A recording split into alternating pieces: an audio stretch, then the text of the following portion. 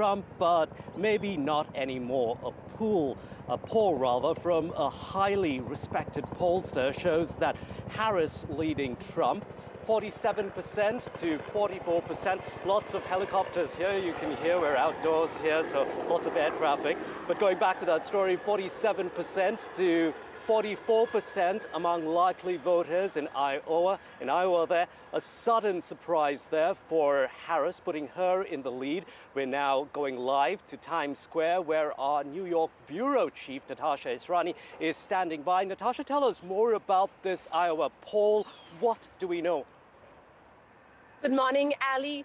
Yes, this news over the weekend has really overshadowed a lot else. Now, so much focus has been on the 7 swing states.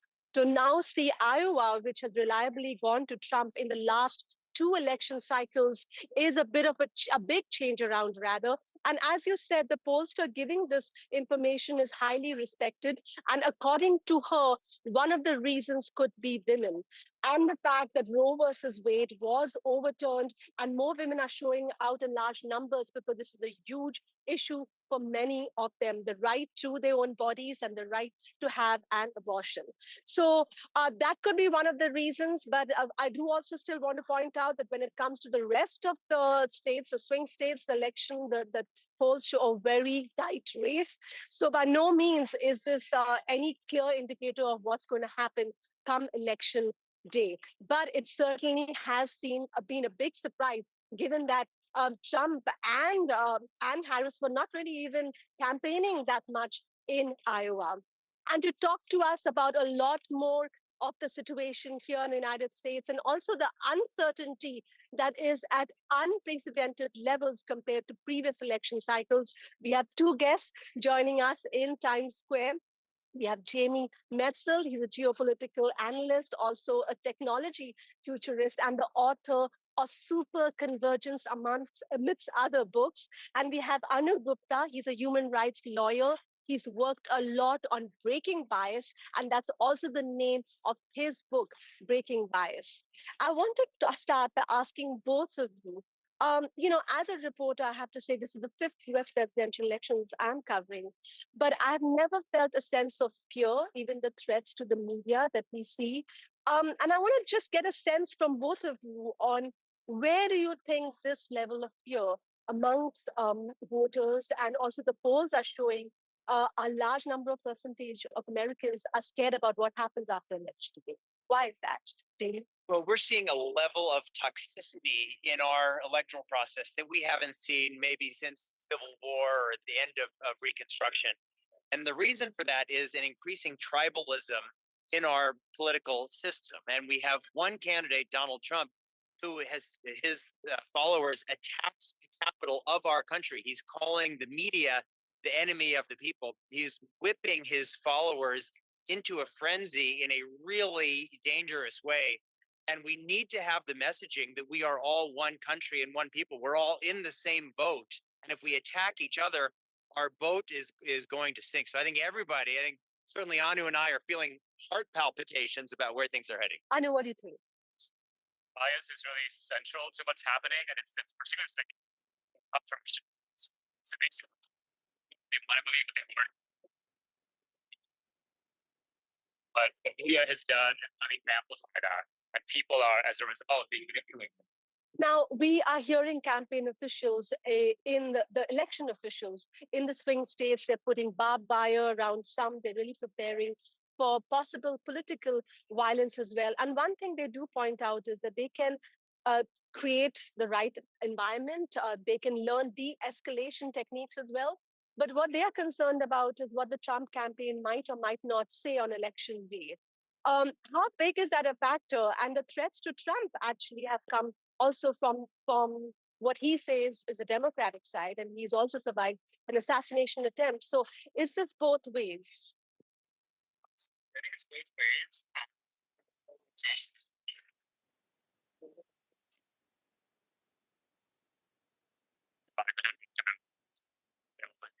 It's being fed with, lies laced with anger and hatred and faster than truth itself. That's what's been happening by people. That's what's to manipulate public. They launch with abuse. Jimmy, what is it? So we have a fantastic electoral. Last elections were really clean and fair, and the new ones will be too. But people are being pushed into these information cul-de-sacs. Yeah. And democracy is not an end in itself. It's a means to an end of good governance. And our democracy is only as good as we are. And so we need to inspire ourselves to be our best. And certainly we have people who are trying to push people to be our worst with fake claims that by their own private assertions, they don't even believe. And that's really dangerous. Democracy belongs to the people, but the American people need to fight for our democracy or we're going to lose it. And that is largely what this election is about. Talking about democracy, America is well known as being the oldest democracy in the world, and it is still, a global leader on geopolitics. Now, when outsiders look at America and see this uncertainty, then questions are raised about American democracy. Do you think that's over-exaggerated, or do you think, come what may, no matter what wins, democracy is still going to survive and be robust in this country? I think democracy will survive, but there's a reason the world has looked as it has since 1945, and that's because America and its allies won the war, and Germany and Japan and their allies lost the war. And so we live in a world where globalization is in many significant ways guided by what we in America are here doing at home. If we lose faith in ourselves, in our values, in our way of life, in the system that we've helped spread around the world has benefited everybody, including everybody in India, that's going to be a real danger. And if Donald Trump comes in and strikes a deal and surrenders to Putin like he surrendered to the Taliban, if the message is that America is divided and weak, we're going to see a lot of conflicts around the world. So analysts will say that sometimes what Trump says on the campaign is very different from what he does when he's in the White House. What do you say to that, Anu? I think we have to believe him. We have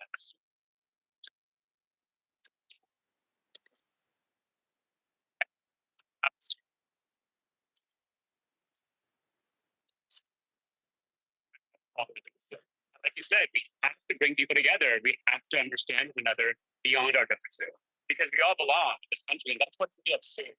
Who is American? Who isn't? Who belongs? Who doesn't belong? And that's what I think a lot of voters are also questioning. Voters will basically come on the side to protect our democracy. But if they don't, we still have to protect it together.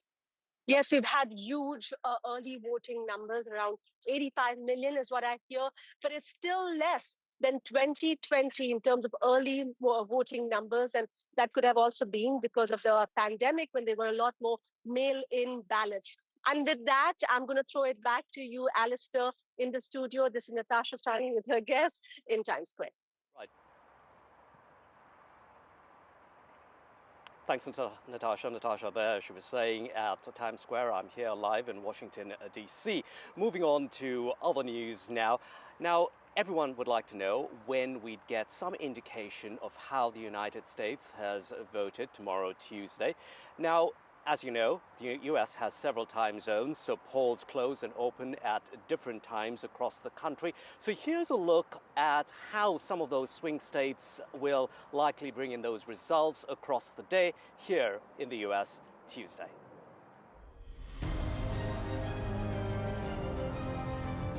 In most states, polling stations will throw open their doors to voters between 7 a.m. and 9 a.m. Eastern Standard Time, or EST, or 5:30 p.m. and 7:30 p.m. Indian Standard Time, or IST, Tuesday evening. Speaking of when polling will conclude, most stations will shut doors between 7 p.m. and 11 p.m. EST, or 5:30 a.m. and 9:30 a.m. IST, Wednesday morning.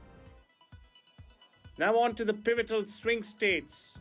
In Pennsylvania, polls will open at 7 a.m. ET or 5:30 p.m. IST Tuesday evening and close at 8 p.m. ET or 6:30 a.m. IST Wednesday morning. The state commands 19 electoral votes.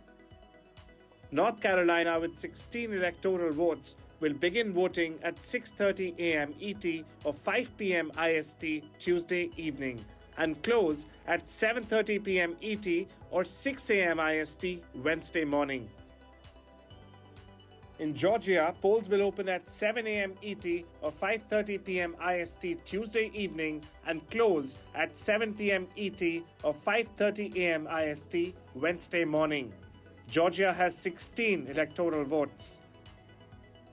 Michigan polls will open around 7 a.m. ET or 5:30 p.m. IST Tuesday evening and close around 8 p.m. ET or 6:30 a.m. IST Wednesday morning. The state has 15 electoral votes. Arizona, with 11 electoral votes, will see polling open at 8 a.m. ET or 6:30 p.m. IST Tuesday evening and close at 9 p.m. ET or 7:30 a.m. IST Wednesday morning. Much like Arizona, in Wisconsin, voting will open at 8 a.m. ET or 6:30 p.m. IST Tuesday evening and close at 9 p.m. ET or 7:30 a.m. IST Wednesday morning. The state holds 10 electoral votes. And finally, Silver State, Nevada, with 6 crucial electoral votes, will begin voting at 10 a.m. ET or 8:30 p.m. IST Tuesday evening and close at 10 p.m. ET or 8:30 a.m. IST Wednesday morning.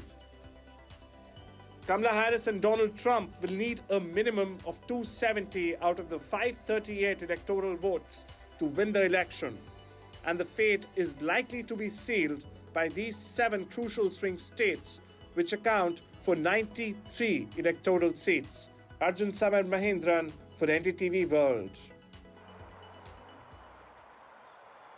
Lots of time zones to process there, from the East Coast to the West Coast, and you're probably wondering, when would we actually know? Is it Harris or Trump that's likely won? Well, unless it's a landslide, we probably might not know for several days, is what several analysts are telling us. So we'll be at the edge of our seats, perhaps for a little while longer. Moving on now to all the news. So just a few hours to go, less than a day before those polls open on Election Day here in the United States. I spoke with a former chairman of the Washington, D.C. Democratic Party here just a few moments ago to ask him about the sense on the ground of what things would be like as we head to the polls opening in a few hours from now. Scott, give us a sense of what's happening behind the scenes right now in the campaign offices, both for Kamala Harris and Donald Trump, just hours before people head to the polls on Election Day. What's it like right now, do you think? Well, sheer excitement, one. There's a football term called running through the block, right? Well, both campaigns want to run through Election Day. They don't want to stop campaigning until November 6th, actually. Lots of excitement, a lot of concern, right? A lot of indigestion about what the outcome is.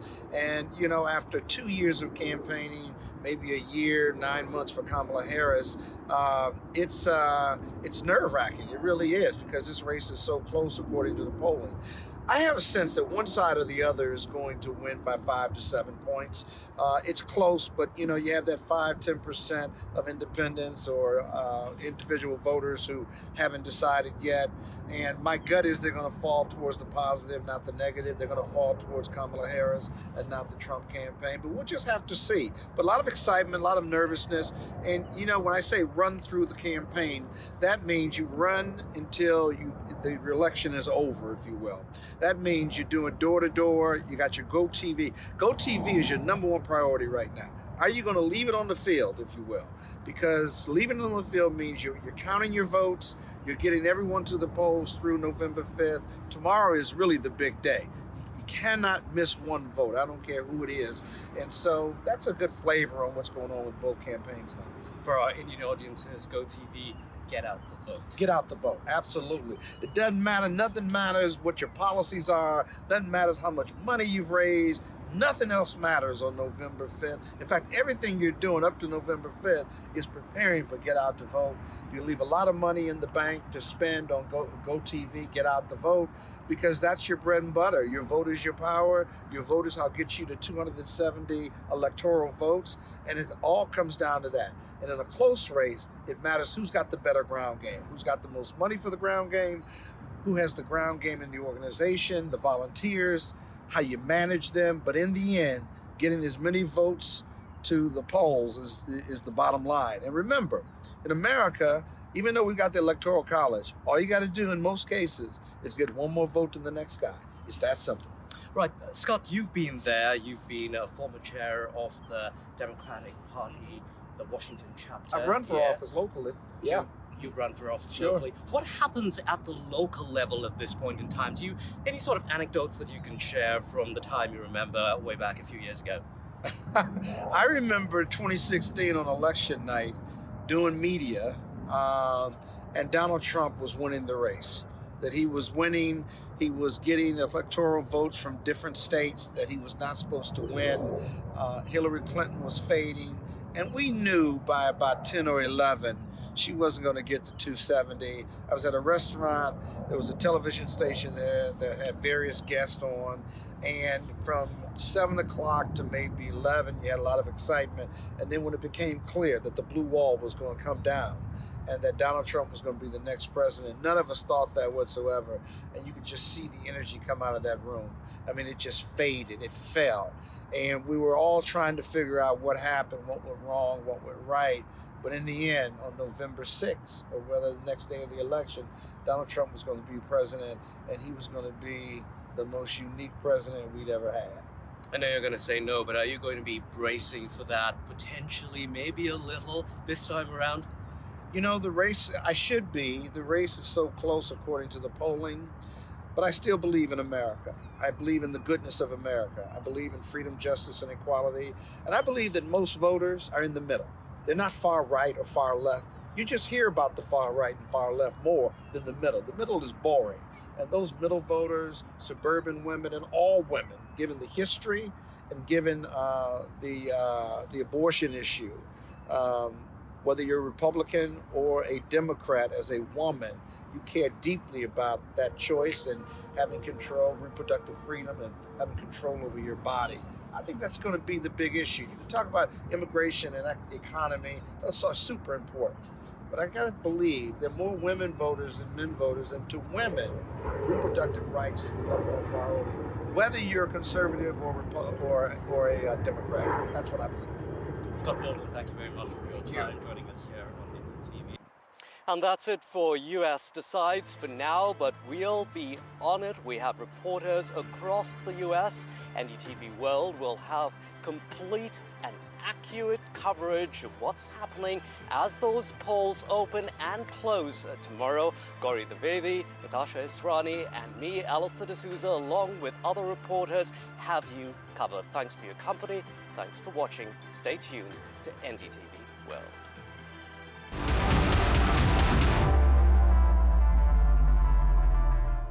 Glasses Direct. Get yourself a great big deal on your new glasses. Right now, at Glasses Direct, get 2 pairs from £15. That includes your lenses and free returns. No quibbles. Oh, now we've got your attention. It's easy to see why we're trusted by over 3 million UK customers. For a really big deal on your glasses, you should go direct to glassesdirect.co.uk. When Tony passed, we wanted to celebrate him his way. All he ever spoke about was bite this, bite that. I'll never forget our first date. Huge grin on his face as he rode up on that big noisy thing. And that's exactly the way he'd want to be remembered. At Co-op Funeral Care, we know everyone is different. That's why we offer funeral plans to funeral services that are personal, every step of the way. Some people think life slows down in your 50s, but I'm just getting started. And to help my lot, I have over 50s life insurance from Cover Today. They're the only over 50s life insurer with no waiting period. Unlike other insurers who can make you wait up to 2 years, with Cover Today, you're fully covered from day one. Now I'm with Cover Today, I can get on with doing something much more interesting. To find out more, call our friendly UK team or visit covertoday.co.uk. This is an important message for people living with diabetes from people living with diabetes. When I was experiencing the symptoms of diabetes, I didn't know what was going on. You go on the internet and it's full of horror stories. You don't know where to begin and you don't know what to believe. I didn't understand about carbs, I didn't understand about blood glucose levels. I was scared and I was worried. I didn't understand diabetes full stop. That's why the support I get as a Diabetes UK member is so important. You can become a Diabetes UK member too. To join us now, just call 0800 144 5406 and become a member today for just £3 a month. When you do, you'll receive a practical guide specific to your type of diabetes and a copy of Balance magazine 4 times a year. Balance is filled with news and inspiring real-life stories from members just like you. And you'll receive regular emails and vital updates that will help you feel informed and supported. Plus, you'll help support research that could lead to better treatments for all types of diabetes. Membership makes life better because you're not alone anymore. Call 0800 144 5406 or go online to become a Diabetes UK member for just £3 a month, because membership can help you learn to live better with diabetes. Start earning cash back today. Sign up to Quidco.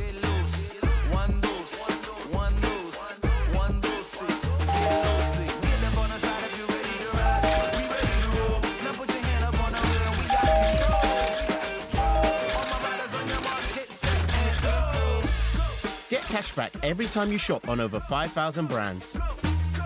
It always pays to Quidco. Dealing with my lot means making smart choices. And with our family growing, I want to make sure they're protected. That's why I'm with Smart Insurance. Just like families, not all life insurance is the same. That's why we offer the Smart Family Guarantee.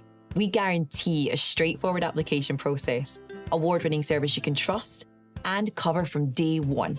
Plus, you get your choice of a £125 gift card. To get a free quote today, call our specialist UK team or visit smartinsurance.co.uk.